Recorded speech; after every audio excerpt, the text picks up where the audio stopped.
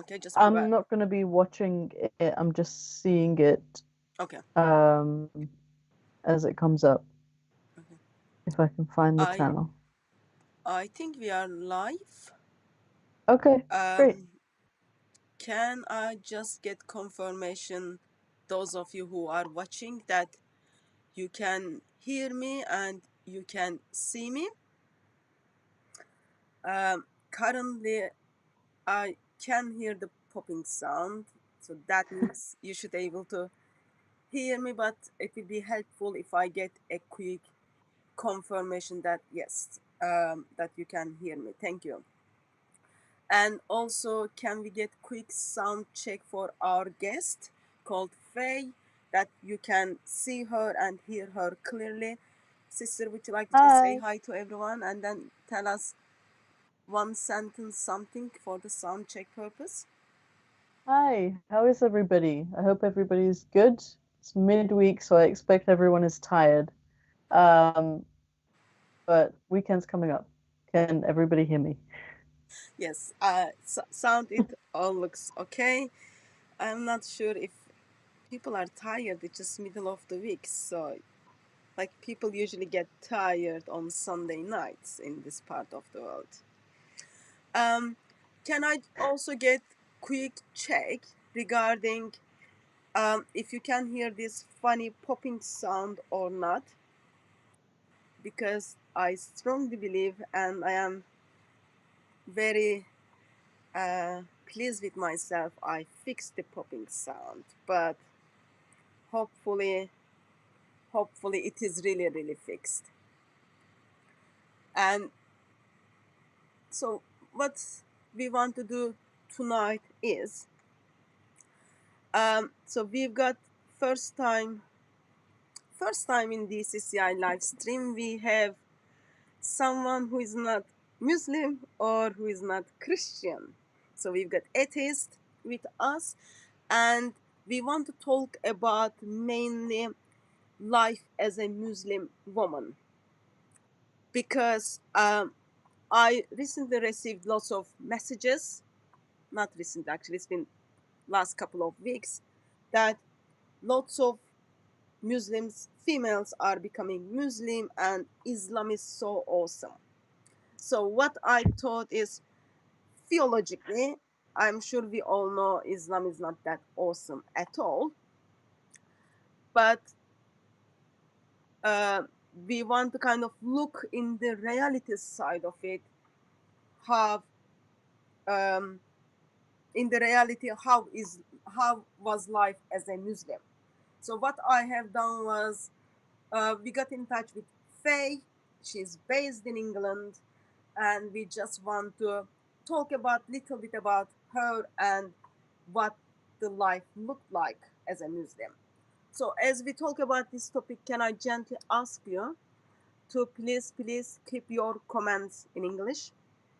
Please do not share anyone's personal details. I will block you. I know how to do the blocking now. And also try to have the conversations in the chat around the topic, so everyone can, like, we won't be wasting our times. That's the kind of overall plan. But also, Faye, are you giving me permission to be recorded in this live stream? Of course, yeah. Okay, thank you. So, um, since I got the permission from you, can you just tell us a little bit about who you are and what do you do, and your link with Islam, if there is any? Yeah. So my name is Faye. My general 9 to 5 is that I'm an educator. I work in secondary schools and colleges with young people who have learning difficulties. And I'm 24 years old, almost 25, and I live in the UK. I've lived in London for most of my life. I was born in Bangladesh and I spent a summer there. I was born into a Muslim family who originally were not practicing at all. But when I was about 11 years old, my father joined a Muslim group called the Tabligh Jamaat, and then I was also put into an Islamic school. And when I was 14, I joined the Salafi movement, which was lots of not, they're just prohibit all kinds of fun. And then I left Islam in 2017, but I wasn't openly an ex-Muslim until October 2018. So since leaving, because on leaving in 2018, I was completely disowned from my family. Um, so since then, I've been an ex-Muslim activist. I've been working alongside a lot of organizations like the Council of Ex-Muslims, like Faith to Faithless, Humanist UK, to do speeches and mainly just awareness and activism. And I'm working on a few projects with those different organizations. Thank you. As a Christian, my heart and desire of my God is one day you will come and worship Him. But that will be another topic we can discuss tonight. I want to first of all focus on until 2017. So, Yeah. and thank you for sharing your age. Usually in Britain, that's not very that's not very nice things to do. So before your family and you decided to become a Salafi, can you Yeah. just tell me a little bit about what life looked like for you? So I was a very young girl. If I'm completely honest, my childhood was it wasn't the best childhood. So I feel like I've blocked out a lot of it. There's only patches that I remember of my childhood. But for the most part, very few women in my family wore hijabs when I was younger. My father didn't pray. No one fasted in my family. We were just Muslim by name. Like when we met people, we would go to Eid prayers and things like that. But for the most part, we weren't praying, we weren't fasting, no one was covering. And it wasn't something that was done a lot. My mother was quite religious, and my mother's family was quite religious because she was from Bangladesh. She wasn't raised here in the UK. And she was religious because her grandfather was an alim in Bangladesh. So my grandmother was quite practicing, and so my mother was as well. But even she wasn't extreme. She would pray and she wore the hijab, but it was very like a cultural form. Like it wasn't all black, it wasn't loose fitting. It was just like a very casual understanding of hijab. We still I had Christian friends. I had other friends of other religions who would come to my house and they would play at my house. And it wasn't perfect, but it was a very nice life. Like it was very easygoing. Like we would go to the beaches, we would see people. I think a lot of that changed after we became more conservative. What is the date for that? Approximate? So that would have been before 2006. 2000, before 2006. So Yeah. before 2006, you would identify yourself as Muslim, but not that much knowing about Islam and not Yeah. following the Quran as faithfully as some others would do. Yeah. Uh, were you able to play outside with boys and with girls? Not at that point. I think I was allowed up until I was about 8, I would say. And then after 8 years old, my mother told me that it's not appropriate for me to be playing with boys, not even with my own cousins. I was wearing the hijab since I was about 5 or 6 years old. So that was already there. But she had told me that I'm becoming a woman and things like that, so I couldn't be playing with boys. At that time, before my family had joined these different groups, I was allowed to play outside. Like I would ride bicycles and I would, go to the park and things like that. That was okay. But it was, and I think I was also swimming at the time. Um, but after the conservatism, that wasn't permissible anymore. Okay, and so can you remember to what made your family to kind of become Salafi or feel they need to follow Islam a little bit more deeper? So With my mother, she was always kind of a casual Muslim. She never felt as though she needed to do that. But the main pressure for changing in that direction, and it led my whole family to changing, was my father. And I feel like there were a lot of reasons for it, but I was so young, I don't remember a lot of things. My father has psychological issues, and he hasn't been treated for them. Um, as someone who is a student of psychology and has spent a significant amount of time with my own father, I do think that he has a lot of psychological issues. I remember when I was very young, he was on a form of medication, which my other family members have described as antipsychosis or antidepressants, but I'm not entirely sure what it was. But he was going through a lot of things. It was a time of change, I think. Like we had just separated from my grandmother's house. And for some reason, he felt that that was extremely traumatic for him. There were other things going on, like my grandfather had had two strokes, so there was also a health complication. So his father was going through all these health issues. Um, so I think that he started seeking this more religious or Salafi understanding of Islam, or more deeper understanding of Islam, as an escape route to solve all his problems. That's what I think anyway. Obviously, I was about 10 or 11 years old, so I can't remember it. But looking back in hindsight, that's what it seems to be. And I think that that's a reason for a lot of people to turn to extreme versions of religions, is to escape from the problems that they just don't want to deal with. Um, it makes them feel comfortable in a certain way. And also, my father, he definitely is a narcissist, and I think that being religious and being pious made him feel better about himself because he could tell himself that he was good.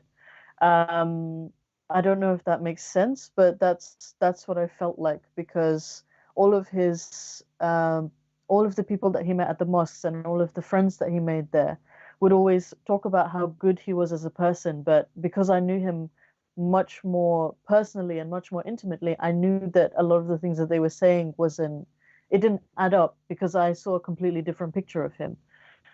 Even when I was a Muslim, like he was, because he was my father, I made a lot of excuses for him.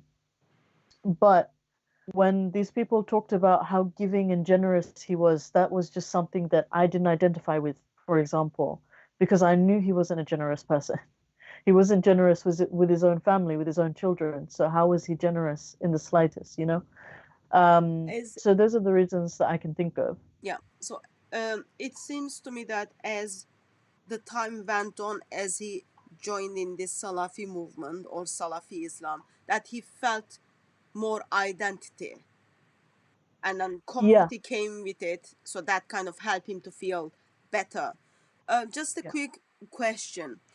So that takes place, like you expressed that around when you were 8 years old. Suddenly there were certain limitations came from your mother regarding the segregation on the engaging with boys or with girls. um, yeah. and you say that's the reason because you are becoming adult. Hmm. Okay, so I just wanted to make sure that age is approximate 8. Okay, Yeah, it's not something like we would say until you turn to teenage. no, So it seems um, life was kind of normal. So I'm from Turkey, for example. It is Muslim majority country, and very very similar kind of settings. Would you know, before your family joined the Salafi Islam, were you praying? Were you fasting? um, I had learned how to pray, and my mother would encourage me to pray, but I wasn't praying 5 times a day. I would pray maybe twice or 3 times with her, because it was just time to spend with my mother, honestly. Like that's the time that we spent together. In terms of fasting, I did fast from quite a young age, but it was more and my mother didn't say that I had to. It was more a case of me wanting to, because everyone else was fasting. And I grew up with a big family. I grew up with all my uncles and my aunts and my grandparents. We all lived in one house. So no one was eating, and as a small child, I felt bad about eating because no one else was eating, and I also wasn't very fond of eating. It was a real point of stress for my mother because she would sit there for hours with me trying to feed me. So I would say that I don't want to eat, and I would refuse to eat. But she never pushed it on me. She would encourage the praying, but I don't think I started fasting until I had started my period, which was when I was like 11. Um, so yeah, Okay, just sorry, I don't want to be meaningful, but I just wanted to express for those of people who are watching. You had your period when you were at 11 years old. yeah, Okay, because it will, as we go on, I am sure there will be comments on age of marriage, Aisha's marriage with Muhammad, and Aisha's period is going to come up in that line. I just wanted to express. So yeah. you had your period when you were approximately 11 years old. And you were encouraged to practice Islam by fasting and praying, but there was no any obligation. Yeah. So it seems to me in that stage things are pretty nice. Yeah. Yeah. So when father who decides to, okay, now we are gonna follow Islam as it was practiced in the time of Muhammad and by early caliphs, which is early Sahabas. Um, so how the things are changed for you? So the main thing, the biggest change was that I was put into an Islamic school. And that changed a lot of things for me because I was very young. I was 11 years old when I joined that school, and So what were you learning in Islamic school? I'll get to that. Let me explain the Sorry. move for it. I think when I was that young, I was very much my father's daughter. I wanted to make him happy. I wanted to make him proud. If you asked me then, I would have said he's my favorite parent. I loved him and everything that he was interested in, I was interested in. So when he told me I was going to this Islamic school, I was really my first reaction was, why am I going to an Islamic school? Because I had already applied to go to a different school, and I was really excited about going to this other school. And he told me some stuff about how, no, this one's better because this one will prepare you for the hereafter. And I asked him, what is the hereafter? And he said, well, when you die, there's a hellfire and a paradise. And this school is going to prepare you so that when you die, you'll go to paradise. So I believed everything he said. I was a dumb kid. Um, and I said, okay, I'll go to this school. And when I first saw the school, before it started, so normally in the UK, our schools start in September. And my father had showed me the route to get there in August just to see the school. And when I first saw it, I said, where is it? Because it wasn't a school. And he said, it's right there. And it was just this flat, like it was this house. It was between a corner store and a funeral service. It was just a house that people lived in. And I asked him, how is this a school? This is just a house. And he said, no, this is a school. It's a new school, and there's only 12 students, and you have to wear your hijab and you have to wear an abaya to go there. And they'll give you a big list, and you'll read Quran there, you'll have Islamic studies, and you'll have all your other subjects as well, like math, science, English, all of that stuff. Um, and there were a lot of really not very fun things at this school. For the most part, the secular education was really bad. Most of our teachers weren't qualified. Some of them were volunteers, um, and and sometimes they just weren't teachers. But Islamic studies was very much focused on. It was called religious studies, but all we studied was Islam. We studied the Quran, we studied tafsir, we studied hadith, we studied usul al-fiqh, we studied the life of the Prophet and the life of the four rightly guided caliphs. And I think for the most part, that was everything. That's no small amount of information. And the teacher had this school was based in Hendon, so it was run by Hendon Mosque. And Hendon Mosque is notoriously conservative. They are run under the Tabligh Jamaat or the Deobandi movement in Pakistan and India and the Indian subcontinent. Um, and that's the methodology that we followed. They taught us from the four madhahib, so Hanafi, Shafi'i, Maliki, and Hanbali, but we mainly learned Hanafi and Shafi'i fiqh. So that's what we learned. We learned about the Sharia punishments. We learned about all the gruesome and gory bits of the Prophet's life. They literally hid nothing from us. Okay. So as you were learning those informations, Mhm. were you being taught from early sources, or it was more like modern sources? It was a mixture. So early sources, we're talking like within the first 500 to 600 years after the Prophet's death, Okay. right? Yeah, so that's what we were learning. We were studying. So I can't remember the title of the book. I think it was the 40 of Imam Nawawi's Hadith, which Imam Nawawi is quite a respected In figure book. in Yeah. Islam. We were studying Bukhari, we were studying Sahih Muslim, we were studying the Quran. We went briefly into the Sahih Sitta, which is the six most like valued Reliable. Yeah. hadith books. And we were learning about the four faqihs, but we only learned the two fiqhs. So of Imam Ahmad, not Ahmad ibn Hanbal. We learned about Ahmad ibn Hanafi and Hanbal, but we learned yeah. about Imam Abu Hanifa and Imam Chef. Shafi'i Okay. specifically. Okay. Um. So um. We also learned Arabic. Um. Yeah, I remember you helped me out at Speaker's Corner when I needed help with the different Arabic Qurans while back. Yeah.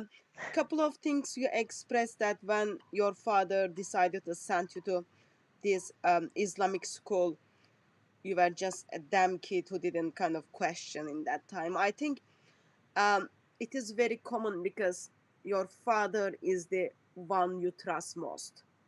Yeah. All the information he gives you, like they are your family, they are biologically programmed to look after you, they are biologically programmed to take care of you. So you Yeah. are biologically like programmed to trust one another. Um, so I wouldn't say you were damn kid, but you were just like kid who was fall in love with father and with mother. Mhm. Um, so before you went to school, you were just wearing simple hijab. Did your dress code change from hijab to burqa, or were you wearing the same dress code?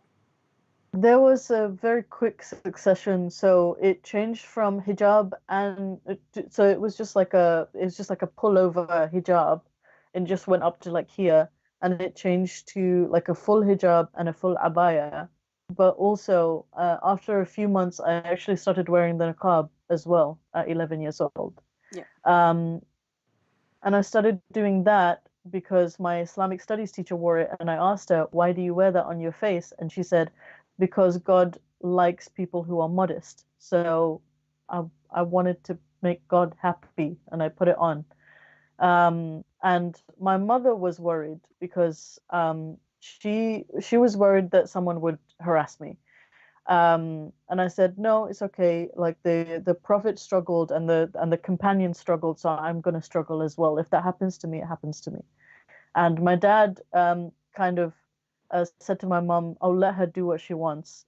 No one talked me out of it, so I wore it until I was about 20, and then the niqab came off. But I didn't take off my hijab until 2018, I don't think. So you were wearing niqab in the sense actually you will be more modest. Yeah, Okay.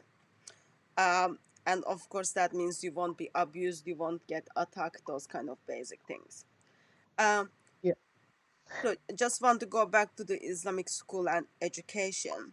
As you were taught to recite the Quran, learn the Quran, yeah. this might be personal, you don't have to answer. Have you ever got beaten because you recite the surah wrong or you didn't do your homework on time?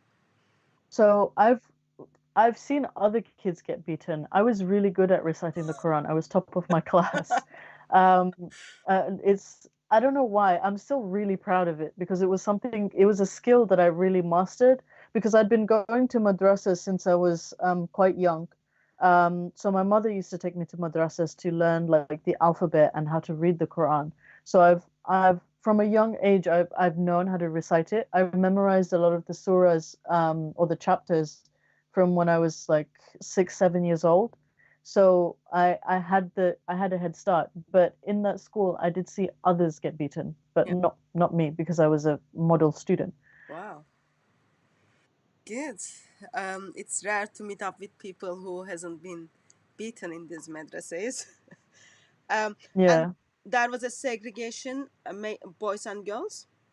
it was an only girls' school. It was only girls. Okay. Yeah. So, as you kind of start reciting the Quran, as you start learning what you've been taught about Islam, um, can I ask, do you remember what were you taught about non-Muslims and even Christians? Well, we were taught that they were all going to burn in hell. I think that's the main thing. We weren't, because it's still the UK, we were told to respect them and things like that, but ultimately they're not your friends and you shouldn't make friends with them because they could influence you badly. Um, and there were a lot of discussions about Jews. There were quite a few girls in my school who had a very poor opinion of Jews, and especially when it came to Israel, when talking about Israel and Palestine. And they would talk about how the Jews are cursed and Allah hates the Jews and things like that. Um, and we held a lot of assemblies saying that we shouldn't be saying things like that, especially not in public because it's not good. But no one, like, there are ayahs in the Quran that curse the Jews and the Christians. No one ever talked about that. It was just, be kind to people, don't bother people, sort of thing. Yeah. Um, like so far, what I am hearing is, and since you are a very good student in madrasa in Islamic school, uh, Yeah. and you are learning about Muhammad, and you wanted to honor Muhammad in a sense, uh, with the covering up, and you were memorizing the Quran and doing your homework in the intention, yeah, you are there to learn, and actually it seems that you didn't have that much problem with Islam. It is like really, really this lovely religion.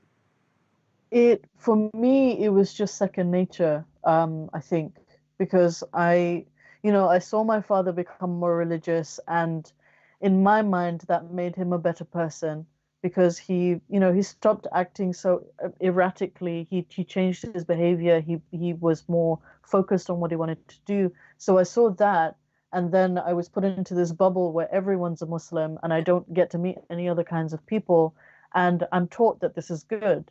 So in my child brain, it was perfect. Like I couldn't see another way of living. And then there were all these adults telling me that the way that other people are living are wrong. Look at how horrible their lives are. People are getting murdered, people are getting raped.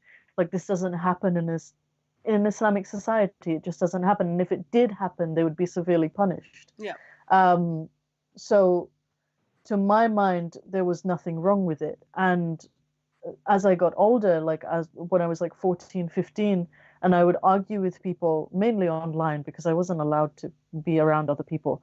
Um, when I would argue with people, I would say the same things. Like a lot of the people that I argue with now, I see them saying the same things that I used to say, and it really puts me in a strange state of mind where I understand where they're coming from, but I also don't understand how blind they can be.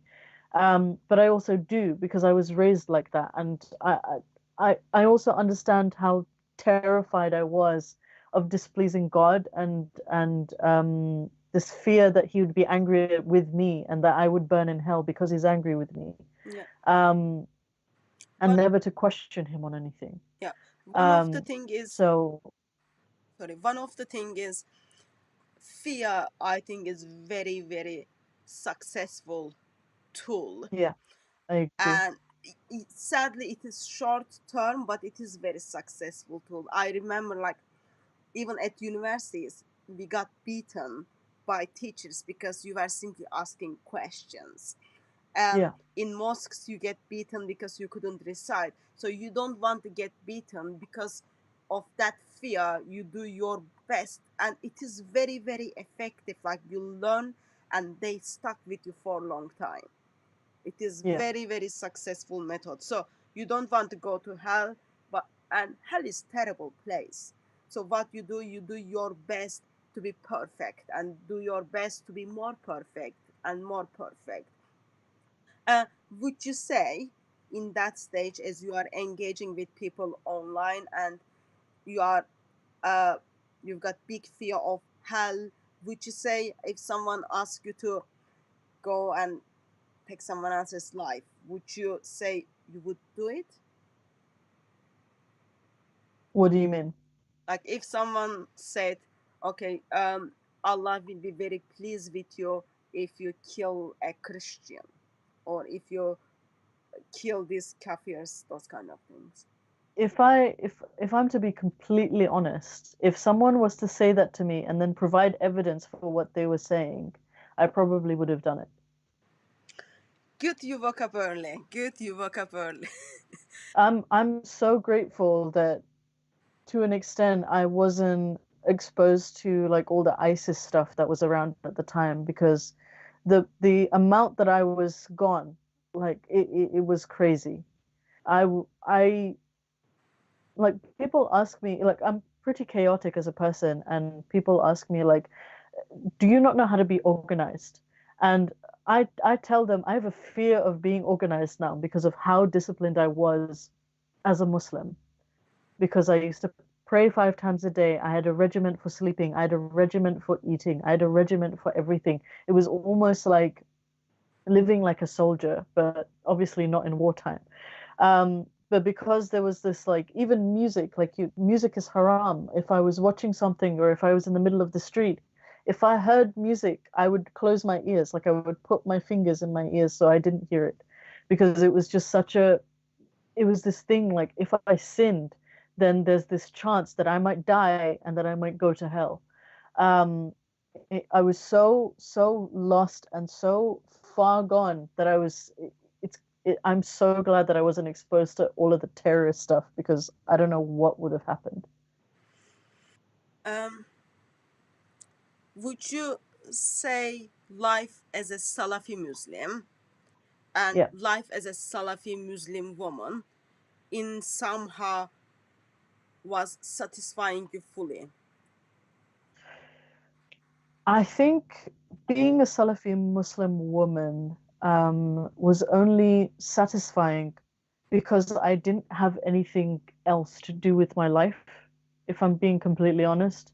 Like, my education was completely imperfect because we didn't have proper teachers, and everything that I learned, like, I passed most of my exams, almost all of my exams, but I only passed because I took the initiative to pass. Many of the girls who were in my school didn't pass their exams.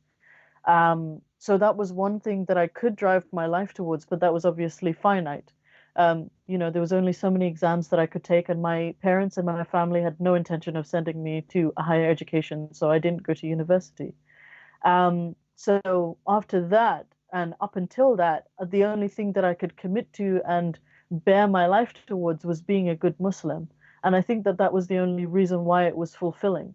I didn't have any aspirations. I didn't have any dreams for my life. My only goal was to please God, and whatever that meant, that's what I did. And I think that that's, to an extent, I think that some people find fulfillment that way, is that it's one clear goal. You just follow rules. And I think in another sense, people who convert and people who don't, who weren't that way and then convert to be this way, think that it's again, it's just one direction to go in. Like with Islam, there's very few things that you can debate and argue are right or wrong. Everything is kind of laid out in Islam, so as long as you follow the path, you're on it. Um, to add to the last point that I was making about the violence thing, the other thing that I remember from when I was a teenager was that I used to idolize these warring characters. So Muhammad himself was a warlord, but there were other characters within his story. So like Hamza, his uncle, Khalid ibn Walid, some women like Nusayba bint Khalaf, and a few others that I've forgotten now. But I used to idolize those people who used to go and fight. Like those were it was a very romantic idea in my head because as someone who had never faced a true struggle in life, who had never understood true violence and true war, there was no other way for me to picture it except how people were presenting it to me, which was in a very romantic way. Oh, these people died for what they believed. They were martyred. That was something good that you did. So that idea in and of itself is a dangerous one, and it was one that I was drawn to. Yeah, and especially if you are not encouraged to question things, it's Yeah, all it's all so awesome, so beautiful, and you want to be actively part of it. Um, yeah.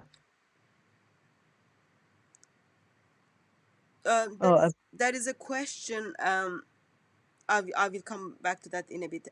You said probably your family wouldn't send you to higher education.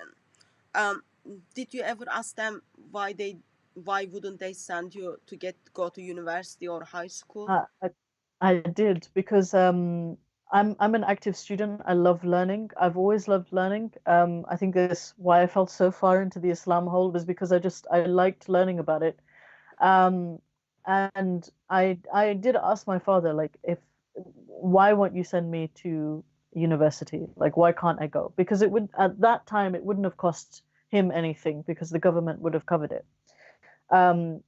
We would have gotten a grant. I would have been educated for free.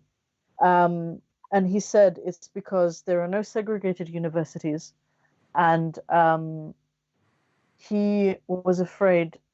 He said that a lot of people who go to university lose their faith, and I should prioritize my faith, and I should focus on becoming a good wife and a good mother, and not focusing on getting a job because a job was a man's thing to do. Men bring the money home, women look after the kids. And I asked my mother who actually did go to university, but I didn't find that out until like the last year of her life. I asked her, and she said, "Well, if you're not going to become a doctor or a teacher, then there's no point in going to university because what else are you going to do?" Um, Sadly, that is still reality in lots of part of the world, that you cannot get education because you are woman, and because Yeah. it all goes back to the teachings of Islam. And aim is soon after you kind of finish the madrasa, finish the Islamic school, you will get married, make babies, and then make more babies, and then make more babies. That's the kind of plan. And as you are making more and more babies, in one point you will improve your cooking skills. That's all it is. Well, It I've is, been cooking since I was like 12. So, I mean, uh, yeah, it's kind of part of the world, part of being woman in Islam. yeah. Um, I remember uh, someone, for example, she was burned with hot water as Mm, like teenage, and mm, all of her leg was like first degree burn, and her skin kind of had a water under the skin. It was like awful, and she was not taken to hospital because she was teenage, and there was a possibility she will be treated by man doctor. Therefore, like she suffered for like over a month with lots of um, medicines like apple, uh, um, candle, lots of different things, because if she's taking to hospital, man will see her leg, and that is inappropriate, and she's teenage. yeah. And we know applications of education. So when you go to university, when you go to the school, suddenly your brain will start thinking and new life will come out. And good thing is now, even though education is not acceptable, there is internet where people can have access to lots of informations. um, Yeah. so what happened with all this lovely is, have you okay, this is another personal question. Hmm. As a Muslim, have you seen domestic violence? Was that common in the community? Within my own family, I have to be completely honest, we didn't integrate a lot with communities. We stayed with our family. Yeah. If we did integrate, it was just with people in the mosque. And the mosques that we went to later on didn't really have a policy for beating up kids. I just didn't see it in the mosques that we went to later, which is good. I'm glad that they took that out. But within my own family, I saw a lot of domestic violence. Mainly with my brother, and it was pure, almost always religiously motivated because my brother he wasn't the keenest prayer, he wasn't the best at reciting Quran, he wasn't he wasn't as interested in religion as I was. So he would, and if he did something like rebellious as a teenager, he wasn't the smartest, so he couldn't hide it, so he would get caught a lot. So whenever that happened, my dad would beat him like really heavily. Um, and it was and that's been happening since I was like a little kid. Yeah. Um, I don't even remember when it started, but I remember it's some of my earliest memories is my brother being beaten. He's only 2 years younger than me. Do you think is it effective way of training your child uh, by beating? End of the day, Oh, you are in education. absolutely not. I think that, well, the thing is, the things that you learn when you're afraid, you only learn them because you're afraid, not because you're sincere. Yeah. And I think that with education, there needs to be sincerity. Um, I mean, I used to hear all the excuses from my dad, like, "Oh, it's for his own good. He won't change if I don't beat him. How am I going to save him if he doesn't change?" Um, and it was just a case of I I just can't understand how, as a father, as a parent, as someone who is meant to love their children, you can do that to your own child. Like I just don't get it. I wasn't beaten until I was 18, almost 18 to 20. Um, and and at that time it wasn't religiously motivated, but it was obedience motivated. Like that's when I didn't rebel for a very long time, but after my mother passed away and after I saw my father do some really just things that finally sort of broke him for me, like I couldn't make excuses for him anymore. I started um defying him. I started questioning him. And, for small things like filling the pan up with too much oil, he would beat me. For leaving a cup in the living room, he would beat me. I think the last time where I really did think he was going to kill me, it was because the house wasn't tidy. And the kids were watching cartoons, which they weren't allowed to do. And that it was for little things like that. And I think that, you know first of all, violence doesn't stop, especially if a person isn't encouraged to stop or isn't made to stop. Violence escalates, it doesn't ever get better. And second of all, it's just not a good way of teaching anyone anything, because they're not doing the thing that you want them to do out of a want to do it or a need to do it. They're just doing it because they're afraid. I'm sorry that you had to go through that. Um, for me, just expose more of Islam because there is something encourages them. There is not someone or something tells that is wrong. And Yeah. I'm someone who is confident that fear is what is keeping Muslims in Islam. I completely agree. And the one thing that I will say about violence and Islam, like a lot of people can say, oh, Islam is a religion of peace and Islam doesn't encourage violence. But the thing is that Islam doesn't prohibit violence. Islam doesn't outwardly say, don't beat your kids. Islam allows you to beat your children if they don't pray, which my father did to my brother. And he probably would have done to me as a child if I refused to pray, because he also did it to my sister. Um, and you know, it wasn't reserved for boys. It is stretched. You know, Islam allows the beating of your wife. I've never seen my father beat my mother, but also my mother wasn't a very rebellious person. My mother would just do whatever my father said. She just didn't like the earache that he gave her. Um, but Islam encourages you to do that. You know, not just encourage, it allows you to do it. Yeah. It doesn't outwardly ban that. So the fact that Islam doesn't prohibit violence, it doesn't outwardly prohibit violence, and actually there are passages allowing it, shows that Islam and violence are just bedfellows. They belong together, and you can never claim that Islam is a religion of peace because of that. If it was a religion of peace, it would completely ban violence. Warfare and things like that is a whole other discussion. But on a domestic level, on a social level, the fact that it allows and in some instances encourages violence is evidence that it's not peaceful. Yeah.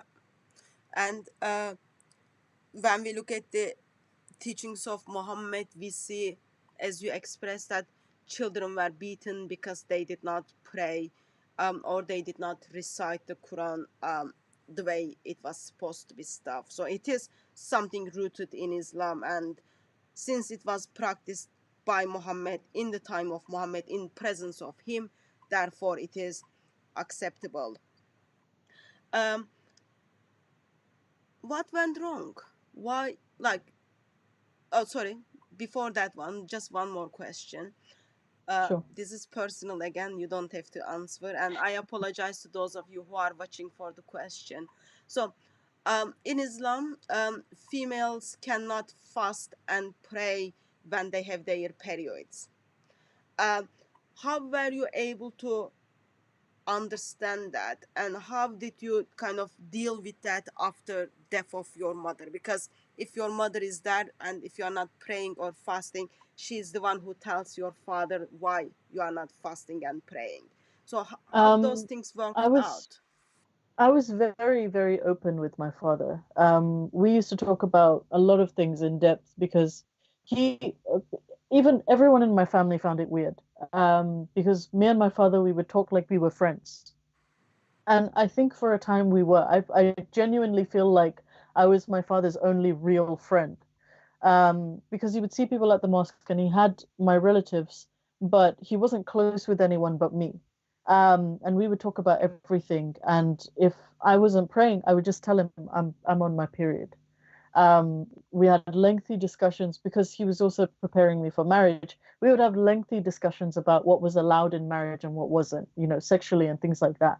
We were very vocal about when it came to Islam, we talked about everything.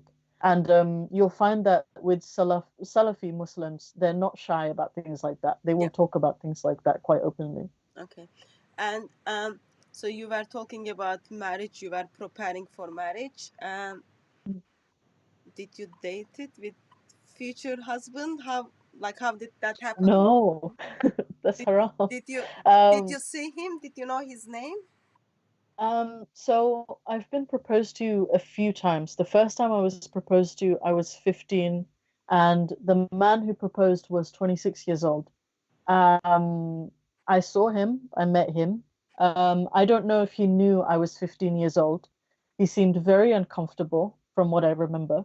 And he refused to marry me because he did istikhara and had a dream that he saw me in fire, which, I mean, it's probably adds up now, if he was watching my videos now. But since then, I'd been proposed to a few times. I've never dated. I've only ever seen the people that who were proposing to me or I was proposing to once. I would meet them once, and then usually they would decide not to marry me. I was never asked. It was just assumed that I would marry whoever had me. Okay. There is a saying in Turkey: if you did not get married after madrasa, after um, Islamic school, you will never able to get married. Or if you reject your first proposal, you will Yeah. never get married. So, um, what did what went wrong? With Islam or with everything else? Um, with you to be fell in love with Muhammad, with you to fell in love with Islam. like for me everything seems okay. So you are like living typical Muslim life, uh, and you love Muhammad, all those kind of things. So why did you end up being non-Muslim? So what happened with me was that I just kept studying. That's essentially what happened. Because so there are, for those of you who are unaware, there are six pillars in Islam that you have to believe in to have faith. There are five pillars of Islam. So your praying, your fasting, your testimony, your shahada, your hajj, and your charity. But with faith, there are six articles that you have to believe in, and that's Allah, His messengers, His books, His angels, the last day, and in predestination. And I went through each one studying each thing. So I learned everything I could about Allah as a God, who He was, how He was, His characteristics. I learned about the messengers and all their stories, and that was the best part of it. I think that I really enjoyed learning about the stories. I learned about the angels. There are only about four or five that are mentioned by name in the Quran and in the Sunnah. And there's not much not to believe there. Like, why wouldn't you, at that stage, why wouldn't you believe in angels? Then there's books, and there were four revealed by Allah sent to different messengers, and those were the Zabur, Torah, Injil, and then the Quran, and all of the other ones have been corrupted. And then there's the last day, which you have to believe in, that Allah is going to judge you one day and send you to paradise or hellfire. And the last thing that I was studying was qadar, or predestination. And something I just couldn't wrap my brain around was why Allah would create disbelievers and sinners and then also create hellfire and know that they would go to hellfire. It was something I couldn't understand, but I think that I buried it for a long time because every time I asked a question, and I asked extensively, I asked my personal teachers, I asked like TV imams and sheikhs, I asked my father, I asked different masjid imams, and none of the answers were satisfying. And eventually, my father said that, look, you shouldn't question qadar. Every single sect in Islam that's misguided has always divided on the issue of predestination. So I left it for a few years. I just thought, okay, I'll just leave it up to God, and that's it. But after I left my father's house in 2015, it wasn't it wasn't my family who saved me from that house. It wasn't Muslims who saved me. It wasn't my community who saved me. Everyone was aware. My whole family was aware of what was happening in my house, what was happening to me. My whole community was aware. I used to tell, and every time that I set foot in a mosque, I was telling them what was going on. And their answer was always sabr, have patience, Allah will, guide you, whatever. Um, and it was disbelievers, it was kafirs, it was mushriks, it was all of these heathens and infidels who had taken me out of my house and had saved me. And I like for a whole year I was going back and forth, like, how can I believe in a religion that will punish these people who have done nothing but good for me? Like, say what you want about my dad, maybe he wasn't the perfect Muslim or whatever, but what about these people who saved me? Like, how can I believe in a religion that tells me not to associate with them, tells me that they're degenerates, tells me that they are misguided, they are evil, when they're the only people who helped me in my time of need? Like, I can't believe in that. I'm gonna cry. I just can't believe in that. And so how did they take this? My family? Yeah. My family didn't know. I told one member of my family because I lived in one of my uncle's houses for about 2 years after I left my father's house. I went from house to house quite a bit, but I lived in his house for the longest after I left my father's house. And his wife is quite liberal.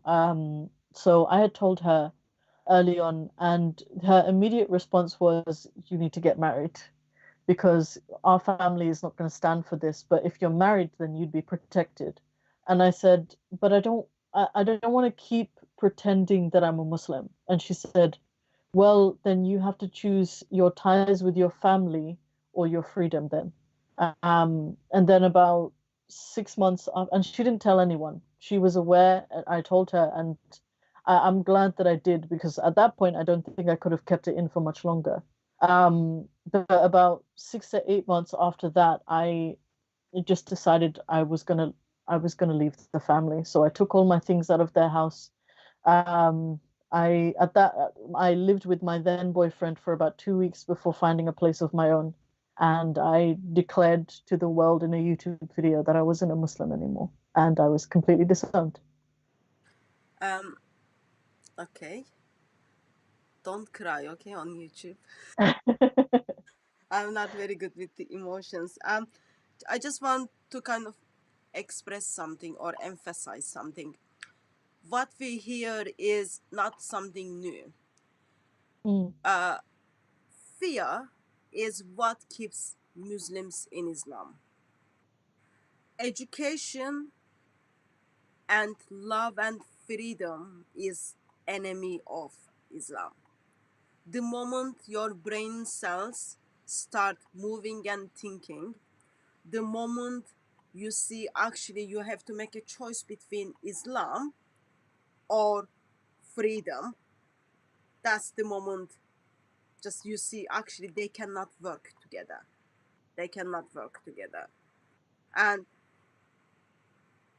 I'm like, there are lots of people out there who are like you, who's stuck in Islam, and there is a fear, and of course there is a consequences when individual makes a choice to walk away from Islam, and then you had to go through that. So what it meant for you to uh, give up your, what it meant for you to, in the practical sense, choose freedom versus Islam. I think initially, when I first realized that Islam wasn't the truth, when I first said it to myself that I wasn't a Muslim anymore, I think it broke me because my whole life was a lie. Like I couldn't get past the fact that I'd lived 20 odd years doing, these rituals and, having this regimen and being disciplined for nothing, like it was completely meaningless. I think in a sense, it broke me because I didn't know what to do with my life. I didn't know how to live my life. Um, and in a sense, I just wanted to disappear. Like I wasn't suicidal, but at the same time, like I didn't know what was the point of me living anymore.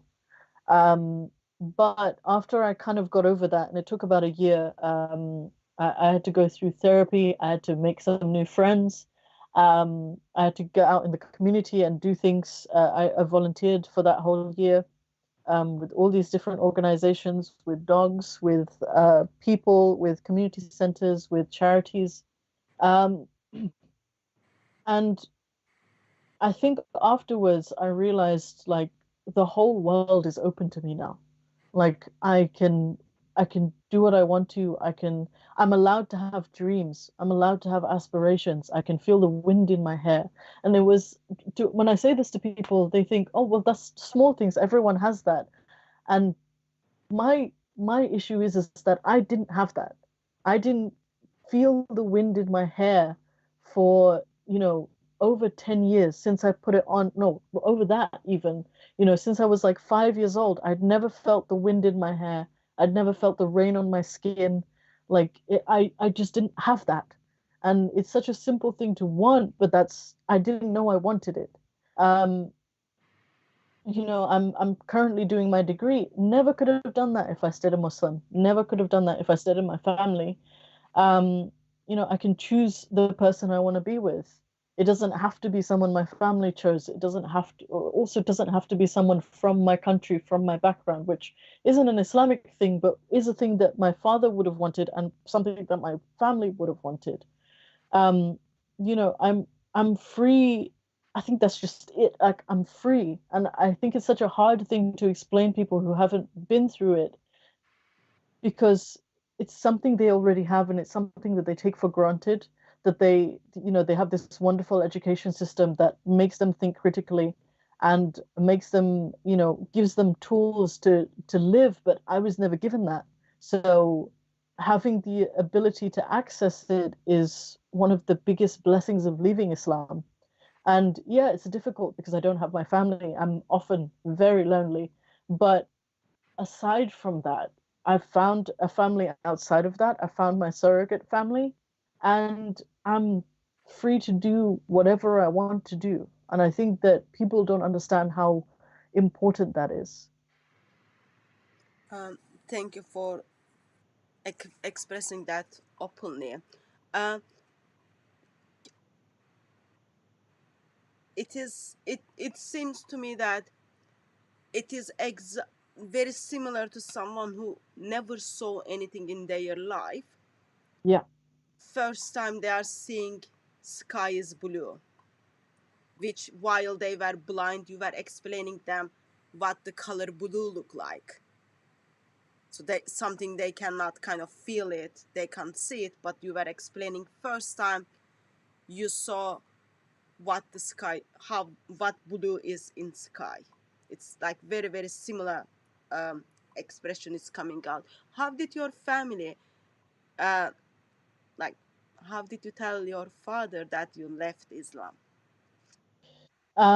At that point, I was on bad terms with my father because I had left his house in 2015. The police had to take me out of his house because he almost killed me. Um, So at that point, I didn't have any contact with him, but my family's general reaction, and he hasn't had contact with me since. My extended family has tried to force us into conversations, or even contact, but I honestly, at this point, and even at that point, I didn't want any contact with him. I'm not ready for that kind of contact. I don't know if I'll ever be ready for that kind of contact, but um, I mean, only the future can tell that. But the general reaction of my family was that they immediately, um, so the first thing they did was ban YouTube in all of their houses. And the only reason I know that is because I have contact with a few of my cousins who told me that. So they're not allowed to access YouTube anymore. And the second thing was they started speculating. They said that I left Islam and I abandoned my family to marry a white boy, and I'd run away to live with him or whatever.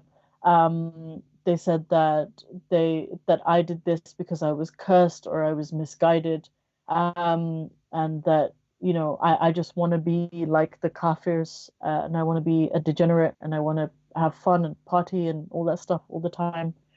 Um, that was the general reaction. I still get comments from them on my different social media platforms from time to time telling me that I'm a whore and I've let my mother down, and my mother's dead, by the way. So it's a big thing for them to say something like that. And that I've abandoned all my siblings, and that my father was right to beat me and things like that. Um, so that's been the general reaction. There are members of my family who are better and slightly more understanding, but just can't do anything at the moment because the pressure from the more extended family is just such a huge consensus of, she's evil, so you should avoid her. um, I just received a message. Someone sent me a picture of you when you were Muslim, which apparently you shared on Twitter. Yeah, uh, would you be happy for me to share that on YouTube? yeah, go ahead. Okay, but I don't know how to do that because came in from Skype. So let me just I'm not see. sure how to do that. Let me see. Uh, can you hear me? Yeah, I can Okay, hear so you. you are here. Um, so I will just share that picture. But living Islam cost you. Living Islam help you to gain freedom, but it Yeah, also cost you all you had, your family, your community, your relationships. yeah, And it is hard because uh, the family whom you love, whom they loved you, they cared for you, now because of your belief, because of your belief that now you don't have them. Yeah. I recently heard that my grandmother said that if I was in Bangladesh, she would burn me alive. So I'm glad I'm not there. Um, but yeah, I think leaving Islam, even just becoming more liberal, taking off your hijab, it comes with a really heavy price, of you losing your family, of you losing. And if I'm being completely honest, love was another one of those things that I only discovered after leaving Islam. I didn't know what it was. I doubted it existed before because my family was never really loving. And I couldn't really say that when I was a Muslim because I didn't know what it was. But in hindsight, now knowing and having felt love and knowing what it is, they were never loving. They were just they were just constantly giving me tools of how to be a better wife and how to be a better mother. Like that was it. They were just like brain dumping all this information about how to cook better and how to dress better and how to, be more girly. And I was never really a girly person growing up. I always liked boy things. So it was like trying to erase that, and like I enjoyed sports and I enjoyed like action movies and things like that. And it was trying to erase that and make me more girly and make me more appealing to a man, teaching me how to clean, like instilling this OCD mentality into me.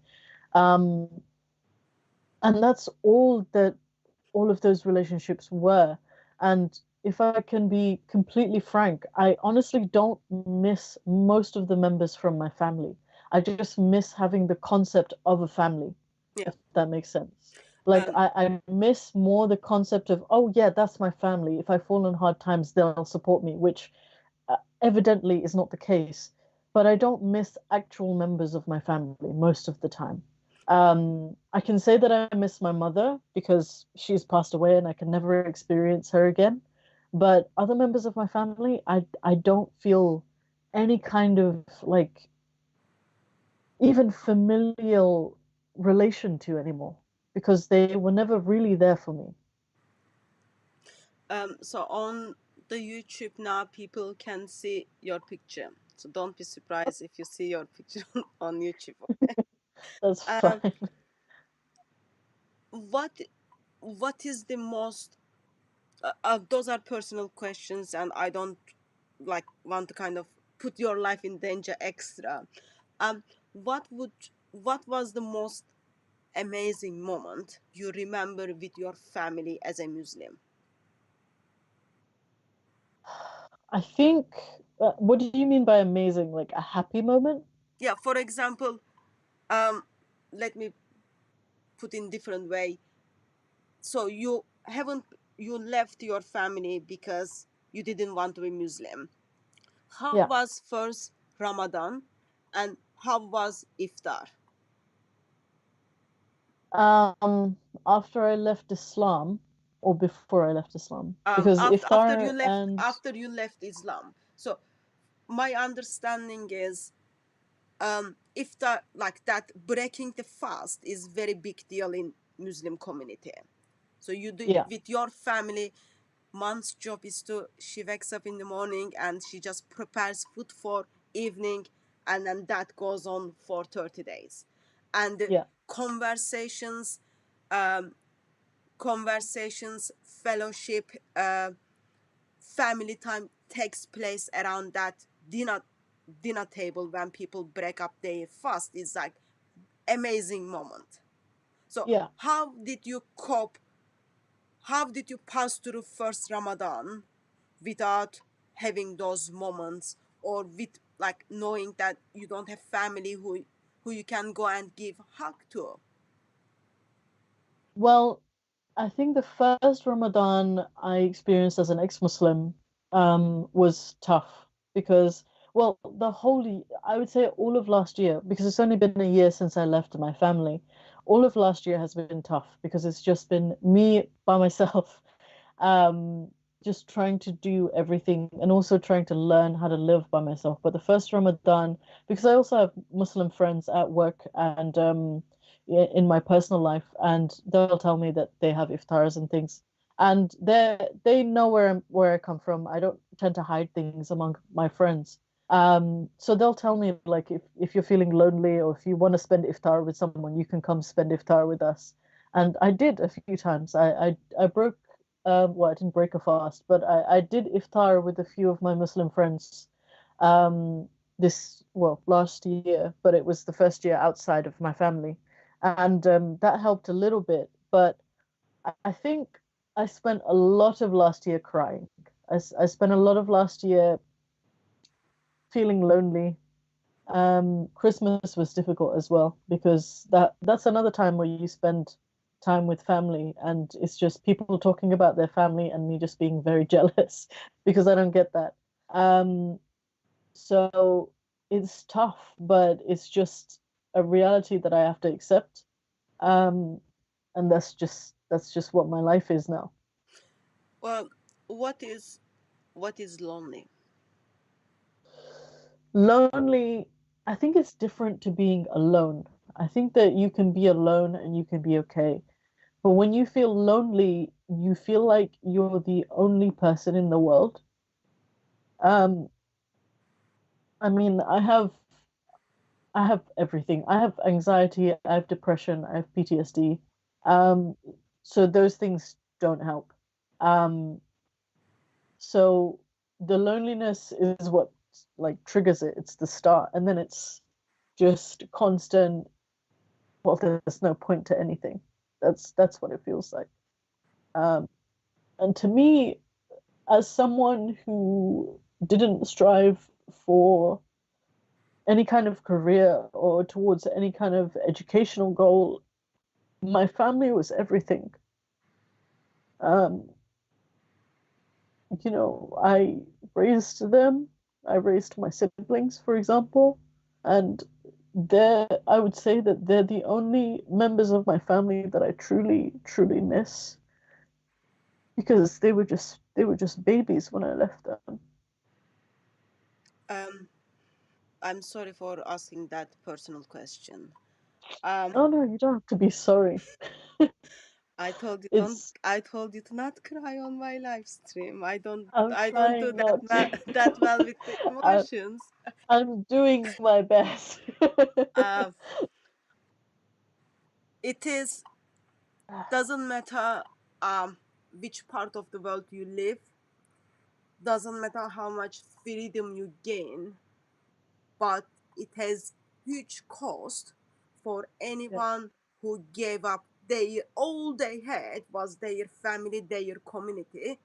They gave that up to express their belief on something or nothing, or reject the belief they had, and it cost them their family. And in Britain, I I remember first Christian family's house I went. Uh, yeah. First British house I went in Britain. They had a son who just came back from university, and mother in front of me told him to move out. I was like, what kind of family is this? So we are not talking about that kind of family who wants to encourage you to have your independence and move out. Yeah. Family is all you have, and now you have to, because you said I don't want to be Muslim anymore, I don't believe in Muhammad and in Allah anymore, I don't want to practice that anymore.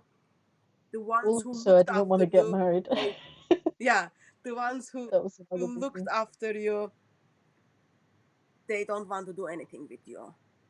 Yeah. And those of you who are watching, uh, doesn't matter if someone who left Islam is Christian or not Christian yet, I want us to be aware of their needs of another human who loves them and who cares for them. uh, Time of family times are very difficult for those people. If they are Christians, for example, Sundays are very difficult time for them, because Sundays is in the body of Christ in the church. It is the family time, but they've got no family to go.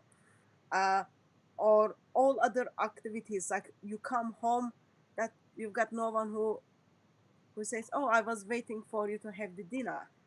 um, those things are hard, so please be aware of them, and uh, look out for them intentionally, and pray for them, and step in when there is a practical need.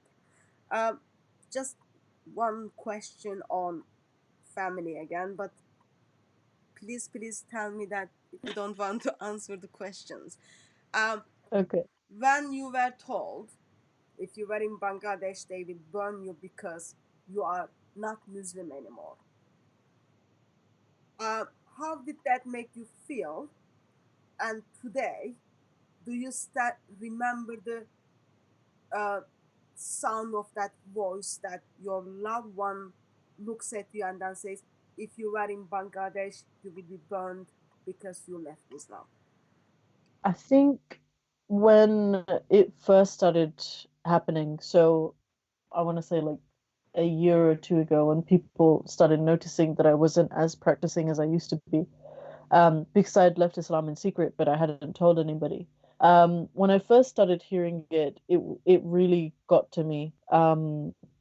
But more recently, so this I heard on New Year's Day, and it wasn't directly told to me. Someone had told me that my grandmother said this. I think it would have been different if my grandmother had said it to me directly, but even then, I don't think that I would have reacted at all. And the only thing that I did when this, I can't reveal who it is because she'll get in trouble, but um, this family member who did tell me, um, the only reaction I had was to laugh because like I don't know what else I can do.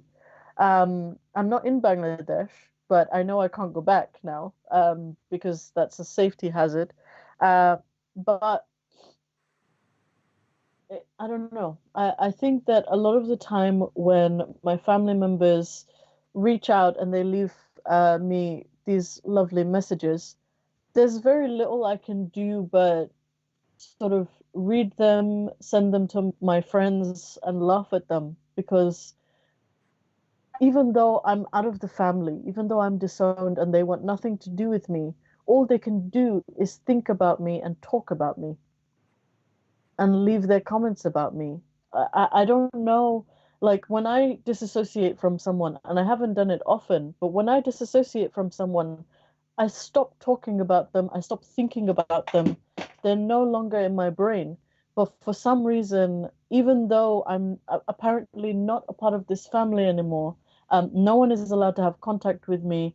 And I'm cursed. Like, you're not meant to even be thinking about me. They can't stop talking about me. And I think that that is hysterical. I think that that's so funny. And I will never stop laughing about that because it means that I'm making an impact, a small one, but an impact. um, when so now you know the consequences of leaving Islam, and Yeah. um, you have seen sorry you have seen the reaction, and you have seen the cost and price in practical side you had to pay to Mm. uh, move on from Islam. uh, what would you do differently, or if there is an opportunity for you that your family turns to you and then says, okay, come back, we have got husband for you, or ignore the husband, no one will get married with you anymore, but now we have other things for you, come back, would you go back to Islam after you seen the price of being without Islam? I think I don't know how I would react if my family told me that I could go back because I've realized that I don't like most of them. I think that they're very toxic people, and I think that to an extent, Islam helped with that, that it made them more toxic because it gave them more things to judge people by. Um, in terms of what I would have done differently, I wish I had left Islam earlier. I wish I had left Islam much earlier. I would have fought a lot harder if I knew how to get my siblings out of that house because I was prepared to raise my siblings, but I didn't know A, how to do that on a social service level, and B, I wasn't financially stable. I'd never worked a day in my life. That's the truth of it. I'd left education and I just started looking after my siblings after my mother got ill. Um, but in terms of whether I would ever go back to Islam, no. I think that after leaving Islam, it was the first breath of air that I felt where I truly felt like I was being honest with myself. When I was a Muslim, everything I did was out of fear. Everything I did was out of this blind devotion for a God that couldn't even prove. You know, all of these teachings and all of these relics of the past that I devoted myself to, I had no proof that they would do anything or be of any benefit to me, but I did them because I was afraid and because I had this blind devotion to this God. And I never want to be like that again. I never want to blindly follow anything, anyone. I want to, you know, realizing that this is the only life that I have that I can prove. I don't want to waste my time. I want to make the most of my time. And I want to find fulfillment in the things that I really want to do and not just do them because I'm afraid of someone else or something might happen.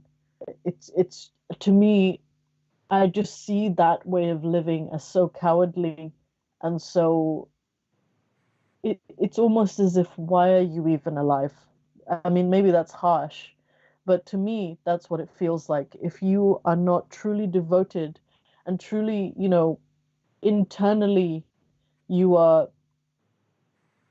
you are actually wanting to do the thing that you're doing, then why are you doing it? I don't understand.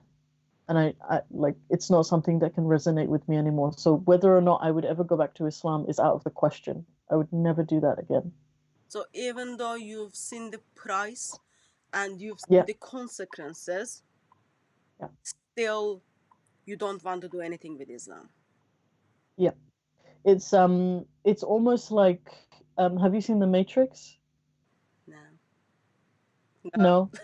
But basically hopefully people in the audience have the way that I describe it to people simply is that it feels like that moment in the Matrix where he wakes up in the pod and he realizes that everyone is just batteries for these machines, and he takes that tube out of his throat, and he becomes free. He'll never want to go back to that state, and I don't ever want to go. I never want to be part of the Matrix again. Like I'm free. I know what real life is now, and that's what I want. That's what I want out of my life.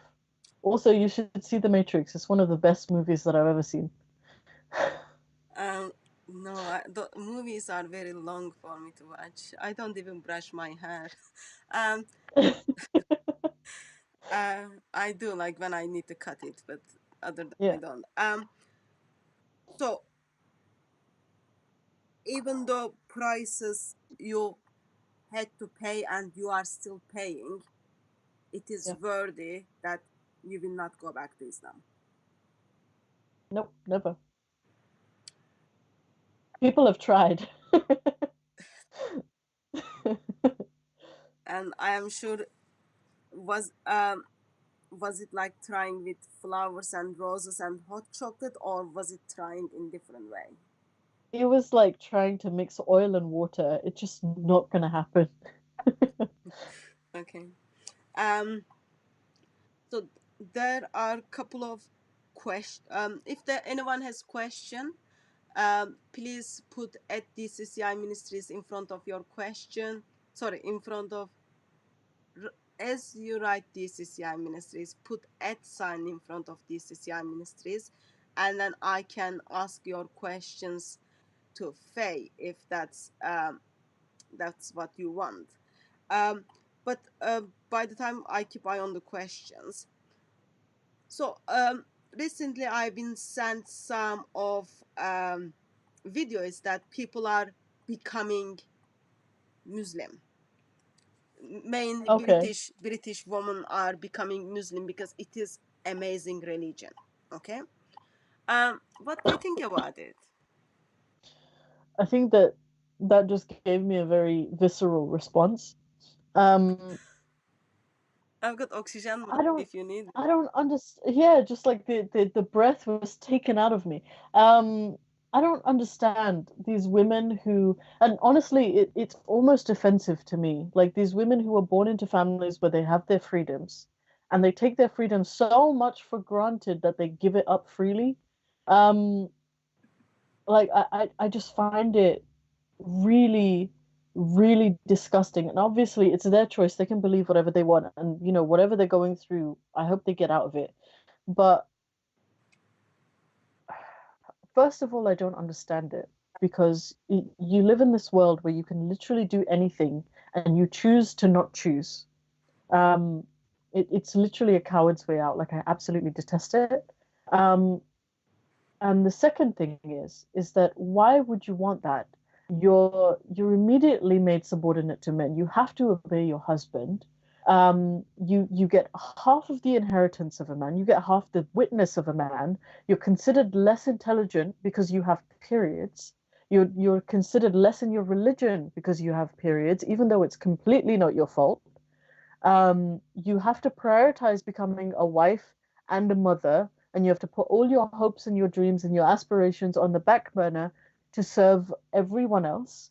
Um, you see Muslim women suffering in the way that they do, and instead of, standing by them and having their back and fighting for their right to be freer, for their right to be more equal, you decide to join the cohort of just misogynistic awful people. I'm trying really hard not to swear. Just misogynistic, awful, terrible people. Like I don't understand.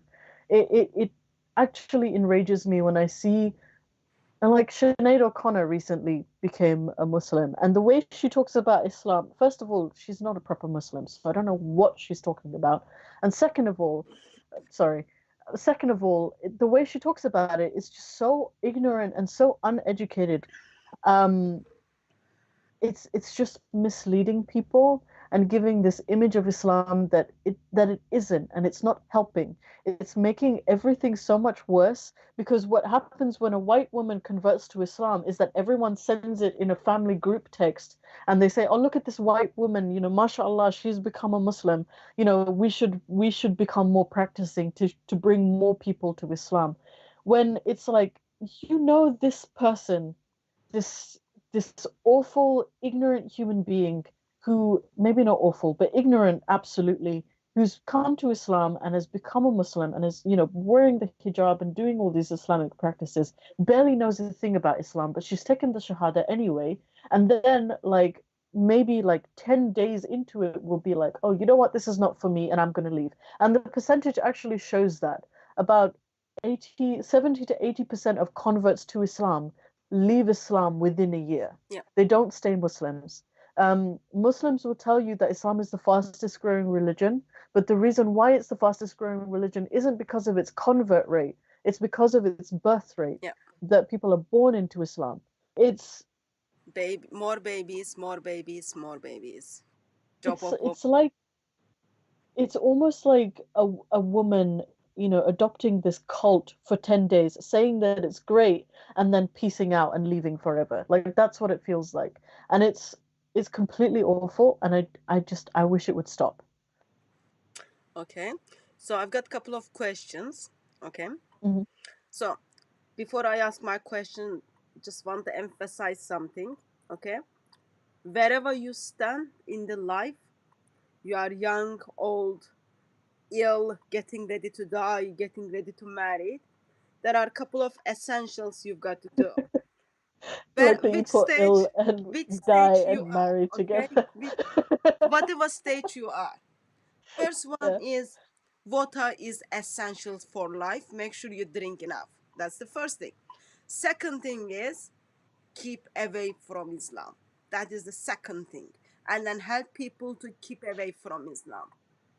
Water and get away from Islam, keep away from Islam. That will help others live happily. Mm. So, first question comes from Hazim Ali. Faye, did you read Sarah Mary? What is this one? Did you read Sarah Mary? Sarah Mary. I'm not sure. I'm gonna try and find the. Okay, I don't know what it is, but it's not like kind of in my bookshelves. Is it Surah Maryam? Is that what he's talking about? No, Yeah, I've no, read Surah Maryam. no, it doesn't say Surah though. It's a Sarah. Sarah. Yeah, in the beginning I thought maybe it's talking about Surah Mary, but anyway. Okay, we are passing this question. Nothing personal. We are just moving on from the question. But Sure. tell me, what did you think about Surah Mary? Surah Maryam, Surah 19. Um, I'm not sure what the full content. I don't have a Quran anymore. I haven't read Quran in a good 2 years. Um, not properly anyway. Um, Surah from what I remember about Surah Maryam, it's mainly the story of Mary. and Jesus. There's not much I can talk about. The story is definitely different from the biblical version in many different ways. Um, I I don't know. There's not much I can say about Okay. Surah Maryam. It's not a surah that I used to read a lot. The two surahs that I used to read the most were Suratul Kahf, which is the Surah of the Cave, and Surah Yusuf, which is the Surah Joseph. It's about the Prophet Joseph. Yeah. Yeah. Okay. Next question is: are white converts are treated differently than born Muslims? Yes, they're treated so much. They're treated as if they're like these Saviors. they're just treated as unicorns. Like you never see one, and now one is here. They're treated almost as if it's mythological, and you need to touch this person for good luck. Like that's how they're treated. Um, Born Muslims, even though they'll say, "Oh, I'm so glad I'm born a Muslim," because it's so unlikely that you'd be born a Muslim. And they're lucky in that way. Converts are treated as though, they were pulled out of like tar or something. I don't know, like they had their life, they had a near death experience and they were saved. Um, it's I don't know. I think it's this bizarre case of racism because I haven't even seen black converts treated like that the way that white converts are. Um, there was a Hajj group that recently posted these pictures of converts who had gone to Hajj, and they were all white converts. No black converts, no mixed race converts, no Chinese converts, no South American converts, all white faces. Now you tell me what that's about because I don't know. Because from what I've been told, all people are turning to Islam. So why isn't there more representation of other people? Because it is very awesome religion, and teachings is double awesome. Just disgusting. I hate it. Ugh. Um,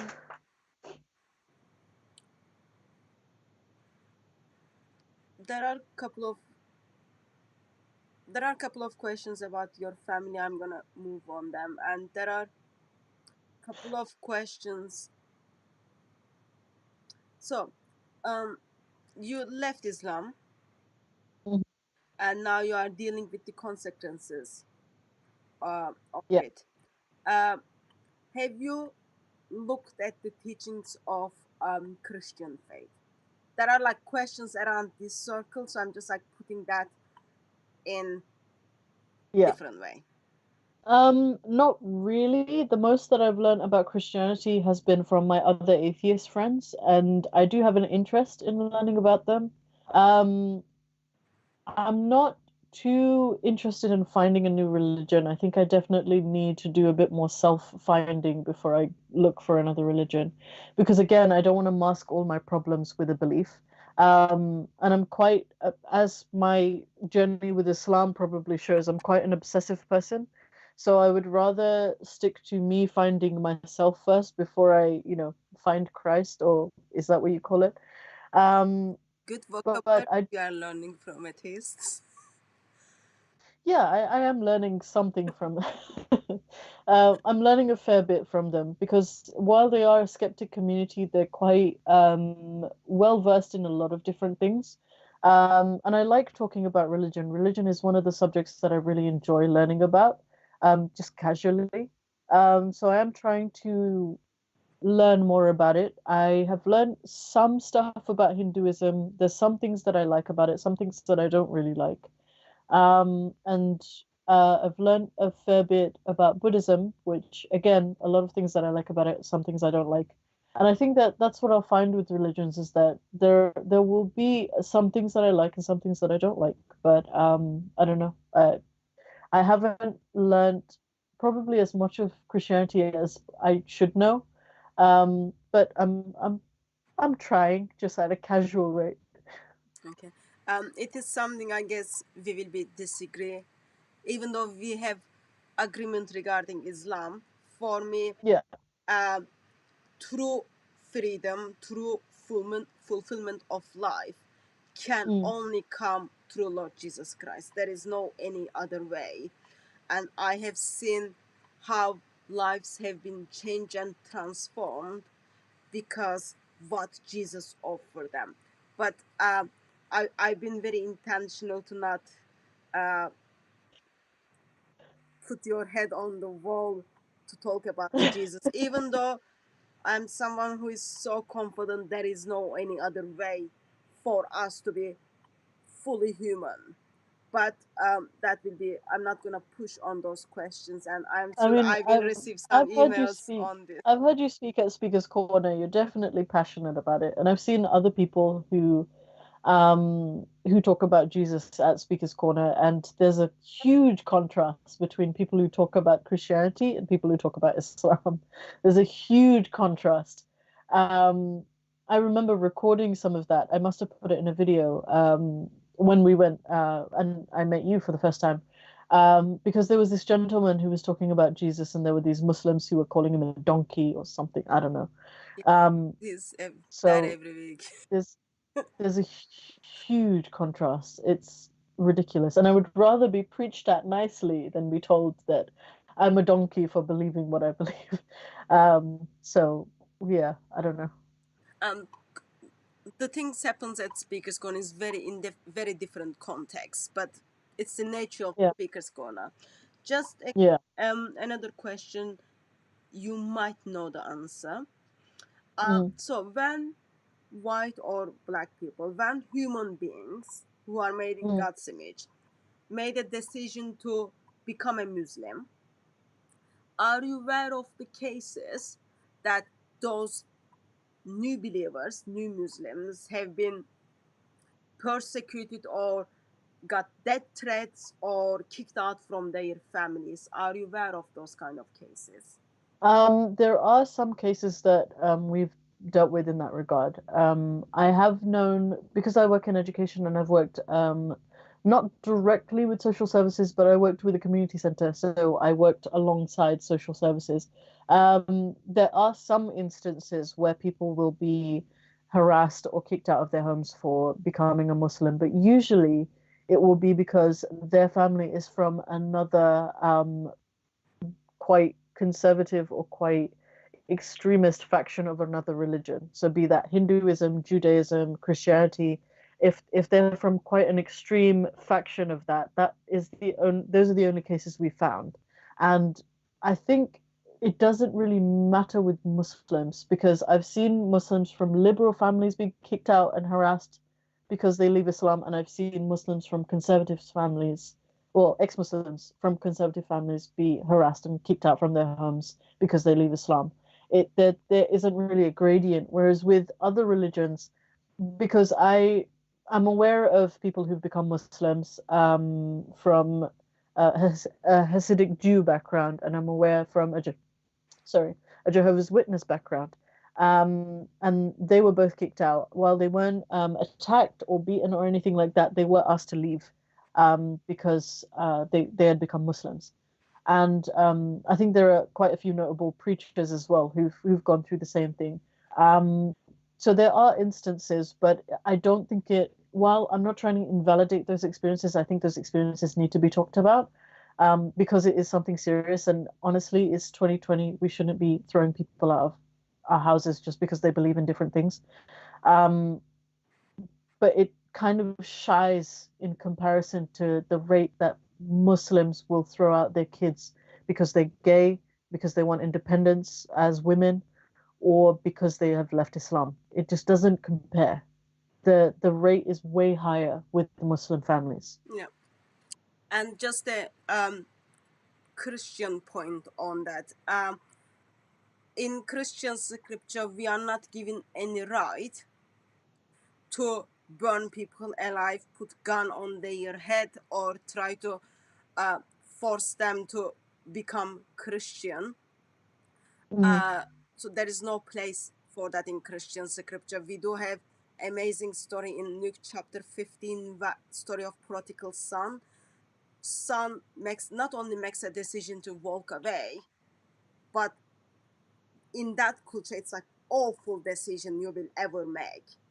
Yet, father doesn't send anyone to go and kill the son. Father waits for son to come. While Yeah. Islam is ideology based on fear, which we see it's very successful, but Christianity based on freedom and love. So God doesn't want, Lord Jesus Christ doesn't want anyone to love him because that person has been forced. Lord Jesus Christ doesn't want anyone to have a gun on her or his head to confess that they believe Jesus is Christ. Because that is not true love, and there is no place for that in Christian scripture given to human beings. Judgment will be done by God himself, but not by us. And in the future, as you look at the teachings of Christian scripture, my prayer is that you will meet with this God who is awesome, who is delightful, who is so perfect. And in his perfectness, he gives all of himself to humanity. That's all it is. And he doesn't force anyone to stuck with him. He doesn't force anyone to just beg him because individual is forced. There is full freedom, there is full true love, and it is just amazing goodness of God. But I've been very intentional to not comment on those kind of things. That's okay. Just practical question. You might know the answer to this question. Okay. When an individual decided to become a Muslim, Mm-hmm. so when people born in Islamic family, in Muslim family, man has to go through the circumcision, and in Yeah. some part of the world, females has to go through that as well. When a, let's say, white British man in his 40s become a Muslim, do they Uh-huh. get circumcised? I think I don't think he has to, but I think it is preferred because we have a story. Well, it may be a biblical story as well. You'll have to correct me on it or not. But Abraham circumcised himself when he was very old. So it's said that it's preferred, but I don't think he has to. Um, am I wrong to understand, according to Islamic tradition, circumcision has nothing to do with Abraham? It is about all about the cleanness. Oh no, it's absolutely to do with Abraham. That's where it Uh, started. it is started according to Christian scripture, but in Mm. Islam, Muhammad's reasoning is because it is the cleanness. Muhammad doesn't No, teach that as a covenant. I think that the reason why well, first of all, Muhammad copied a lot of Jewish scriptures. I mean, he doesn't really change much Fake. about that. He I mean, he's got copied Moses, he's fake got Jewish Abraham. scripture. He copied fake scriptures. Yeah, he's Yeah. copied the fake ones and he made them true or whatever. But I do think that the original reason for why Muslims circumcise is because of Abraham, and the reason why Muslims say it's because of cleanliness is because there are very few benefits to circumcision. Um, there is some benefits in terms of men. There are none in terms of women. There are very few in terms of men, but it's absolutely not necessary. So they will say, "Oh, it's we do it for cleanliness," but I still don't see the logic of putting a child through that, like putting a baby through that, because I think Muhammad advised that babies should be circumcised and named, well, boys should be circumcised and named on the seventh day after they are born. Um, I don't want to have this debate, but I would be challenging you that on. I would be challenging you on that because, so in Christian scripture, Mm, circumcision is covenant God makes between Himself and Abraham. Okay, that's the covenant right. promise takes place. In Yeah. Islamic scripture, with my limited studying, that circumcision is all about. It is all about cleanliness. It does not Mm, refer the covenant which has been made in Jewish scripture, as well as you get to see Muslims are getting so, like probably your brother got circumcised before he turned to like 10 or 11, something that. So yeah. it is not on the 8th day or on the 7th day. So that's, Yeah. yeah, there is circumcision, but it is completely different purposes. It could be. This is just what I learned. Okay. This is what I remember. And in Christian scripture, with the fulfillment of Sorry. Jesus, we do not practice that. So, Okay. you adults, when they convert to Islam, they are encouraged to do so. Mm. Is that what you are saying? Yeah, I think that I don't think anyone talks about it, but from what I remember, because I asked this question before, because I felt like being silly that day. I think my father's initial reaction was, "Why do you want to know that?" And then I was like, "Well, I asked a question. What's the answer?" And he said that it's probably preferred, but it's not going to be forced because he's an adult, Okay. Uh, which is so that backwards means to me. this is nothing personal again. That means, especially men's, Yeah, keep away from Islam. yeah. It is painful things happening there. Keep away from Islam. Um, okay. I think I am aware that I missed some questions, but I can't do much about it because the questions I missed. Um, okay, have you got your last thoughts or your last comments? Just that I'm glad that I did this, and I'm really happy to be here. Thank you for giving me this opportunity. It's been really good. Well, I am grateful that you made yourself available for us, but I'm also grateful that you felt comfortable to share your story because I am confident that there are hundreds of people, even thousands of people who are there, Yeah. who is in the same situation, and they just need little bit encouragement to say, yes, it is okay to Mm. choose the truth. It is okay to give up Islam, and you will be encouragement to them.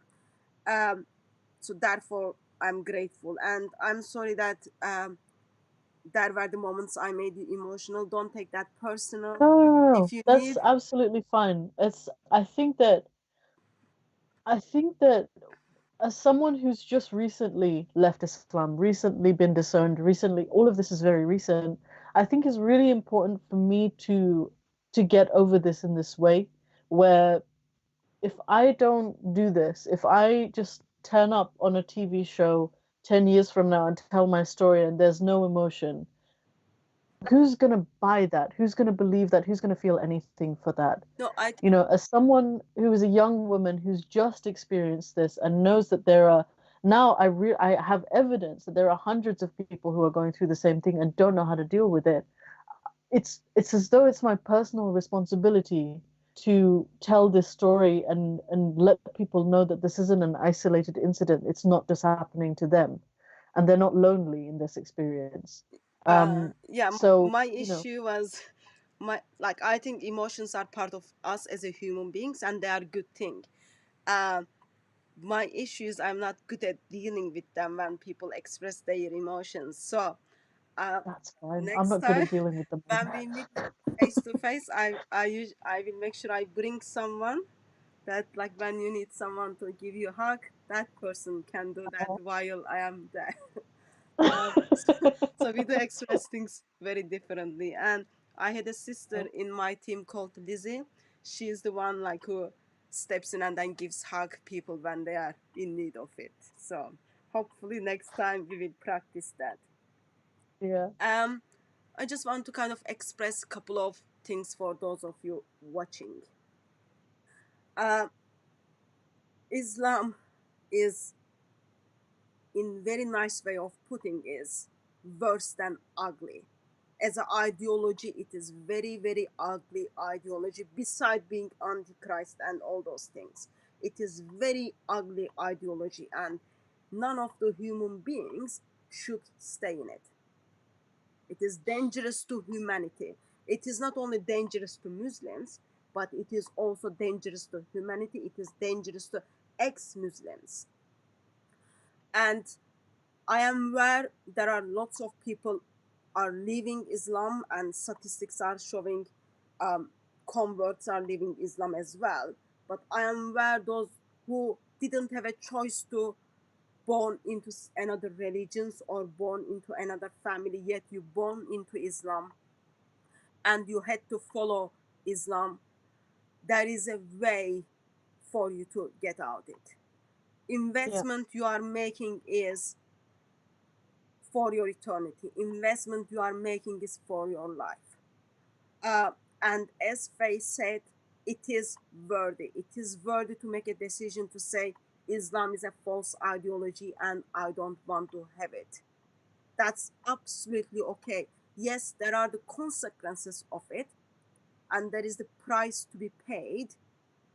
Yeah. But do you wanna live in a fake and false lie?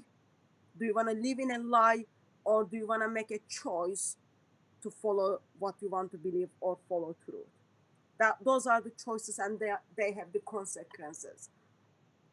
For those of you who are identify themselves ex-Muslim and part of the Christian family, as a team, we do have uh, studies, and then we meet with we've got studies, and then we've got structures put together.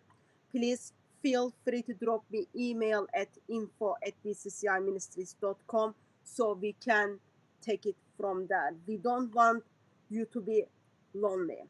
We don't want you to be lonely Christian who is struggling expressing the life with Jesus, because there is no place for that in Christian scripture.